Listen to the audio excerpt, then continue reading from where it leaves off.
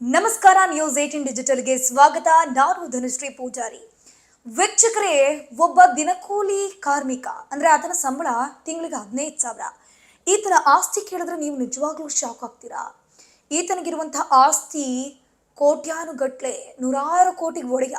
ಈತನಿಗಿರುವಂತಹ ಮನೆ ಎಷ್ಟು ಗೊತ್ತಾ? 24 ಮನೆಗಳು, ಬರೋಬ್ಬರಿ 24 ಮನೆಗಳು, 6 ಸ್ವಂತ ಫ್ಲಾಟ್ ಇದೆ. ಅದ್ರ ಜೊತೆಗೆ ಕೆಜಿ ಗಟ್ಲೆ ಬಂಗಾರ, ಕೆಜಿ ಗಟ್ಲೆ ಬೆಳ್ಳಿ, ಅದ್ರ ಜೊತೆಗೆ ತನ್ನ ಸಂಬಂಧಿಕರು, ತಮ್ಮನ ಹೆಂಡತಿ ಹೆಸರಲ್ಲೂ ಕೂಡ ಒಂದಷ್ಟು ಬೇನಾಮಿ ಆಸ್ತಿಯನ್ನ ಮಾಡಿದ್ದಾನೆ.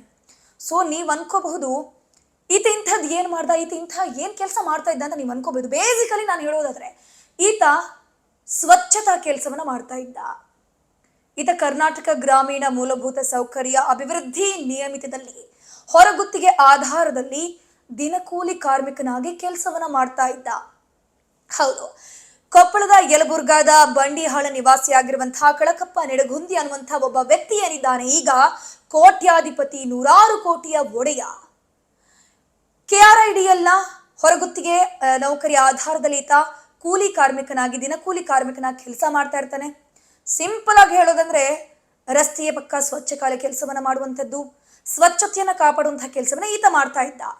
ಆದ್ರೆ ಈತನ ಸಂಬಳ ಬರೋಬ್ಬರಿ 15,000 ಇಟ್ಕೊಂಡಿದ್ದ ಕೋಟ್ಯಾಧಿಪತಿ ಯಾವ ರೀತಿ ಆದಂತ ಸ್ವತಃ KRIDL ಅಧಿಕಾರಿಗಳೇ ಶಾಕ್ ಆಗಿದ್ರು. ಒಂದಷ್ಟು ಅವರು ಕೂಡ ಮೇಲ್ನೋಟಕ್ಕೆ ಇನ್ವೆಸ್ಟಿಗೇಷನ್ ಅನ್ನ ಮಾಡ್ತಾರೆ.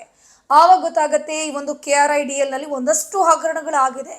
ಆ ಎಲ್ಲ ಹಗರಣಗಳ ರೂವಾರಿ ಈತನೇ, ಈ ಕಳಕಪ್ಪ ನಿಡಗುಂದಿ ಅನ್ನುವಂತಹ ವ್ಯಕ್ತಿಯೇ ಈ ಒಂದು ಹಗರಣಗಳ ಮಾಸ್ಟರ್ ಮೈಂಡ್ ಆಗಿರ್ತಾನೆ. ಬಟ್ ಅವರಿಗೆ ಏನು ಮಾಡೋಕ್ಕಾಗಲ್ಲ. ಅವರು ಕೂಡ ಒಂದು KRIDLನ ಅಧಿಕಾರಿಗಳಾಗಿರ್ತಾರೆ. ಬಸ್ಸು ಅವ್ರು ಏನು ಮಾಡ್ತಾರೆ, ಎಲ್ಲರೂ ಸೇರ್ಕೊಂಡು ಲೋಕಾಯುಕ್ತ ಅಧಿಕಾರಿಗಳಿಗೆ ಒಂದು ಕಂಪ್ಲೇಂಟ್ ಅನ್ನ ಕೊಡ್ತಾರೆ. ಇಂಥದ್ದೊಂದು ಹಗರಣ ನಮ್ಮ KRIDL ಅಲ್ಲಿ ಆಗ್ತಾ ಇದೆ, ಕೊಪ್ಪಳದಲ್ಲಿ ಆಗ್ತಾ ಇರುವಂಥದ್ದು ಈ ಒಂದು ಹಗರಣಗಳು, ದಯವಿಟ್ಟು ನಮ್ಮಲ್ಲಿ ಬನ್ನಿ, ನಮ್ಮ ಒಂದು ಇಲಾಖೆಯಲ್ಲಿ ಏನೆಲ್ಲ ಒಂದು ಭ್ರಷ್ಟಾಚಾರಗಳಾಗ್ತಾ ಇದೆ, ಏನೆಲ್ಲ ಅವ್ಯವಹಾರಗಳಾಗ್ತಾ ಇದೆ, ದಯವಿಟ್ಟು ಗಮನಿಸಿ, ಸಾರ್ಟ್ ಔಟ್ ಮಾಡಿ ಅಂತ ಒಂದು ರಿಕ್ವೆಸ್ಟ್ ಅನ್ನ ಮಾಡ್ತಾರೆ, ಕಂಪ್ಲೇಂಟ್ ಅನ್ನು ರೈಸ್ ಮಾಡ್ತಾರೆ. ಲೋಕಾಯುಕ್ತ ಅಧಿಕಾರಿಗಳು ರೇಡ್ ಮಾಡಿದಂತಹ ಸಂದರ್ಭದಲ್ಲಿ ಕಳಕುಪ್ಪಿ ನಿಡಗುಂದಿ ಅನ್ನುವಂತಹ ವ್ಯಕ್ತಿಯ ಮನೆಯನ್ನ ನೋಡಿದ್ರೆ ನಿಜವಾಗ್ಲೂ ಶಾಕ್ ಆಗ್ತಾರೆ.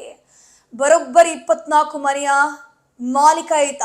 6 ಫ್ಲಾಟ್ ಇರುತ್ತೆ ಕೊಪ್ಪಳದ ಯಲಬುರ್ಗಾ, ಅದ್ರ ಜೊತೆಗೆ ಭಾಗ್ಯನಗರದಲ್ಲೂ ಕೂಡ ಆತನಿಗೆ ಮನೆಗಳಿರುತ್ತೆ. ಅದ್ರ ಜೊತೆಗೆ ಆತನ ತಮ್ಮನ ಹೆಂಡತಿಯ ಹೆಸರಲ್ಲೂ ಕೂಡ ಬೇನಾಮಿ ಆಸ್ತಿಯನ್ನ ಮಾಡಿರ್ತಾನೆ. ಇವರೆಲ್ಲ ವ್ಯಾಲ್ಯೂಗಳನ್ನ ಕೌಂಟ್ ಮಾಡ್ತಾ ಹೋಗೋದಾದ್ರೆ ನೂರಾರು ಕೋಟಿಯ ಒಡೆಯ ಆಗಿರ್ತಾನೆ. ಕೆಜಿ ಗಟ್ಲೆ ಬಂಗಾರ, ಕೆಜಿ ಗಟ್ಲೆ ಬೆಳ್ಳಿಯನ್ನ ನೋಡಿದಂತಹ ಲೋಕಾಯುಕ್ತ ಅಧಿಕಾರಿಗಳೇ ಒಂದ್ ಕಡೆಗೆ ಶಾಕ್ ಆಗಿ ಹೋಗ್ತಾರೆ. ಸೊ ಫೈನಲಿ ರೇಡ್ ಆಗತ್ತೆ. ಒಂದಷ್ಟು ವಿಚಾರವನ್ನ ಮಾಡಿದಂತಹ ಸಂದರ್ಭದಲ್ಲಿ ಈ ಒಂದು KRIDL ನಲ್ಲಿ ನಡೆದಿರುವಂತಹ ಒಂದು ಹಗರಣದ ಮಾಸ್ಟರ್ ಮೈಂಡ್ ಈತನೇ ಅನ್ನುವಂಥದ್ದು ಗೊತ್ತಾಗತ್ತೆ.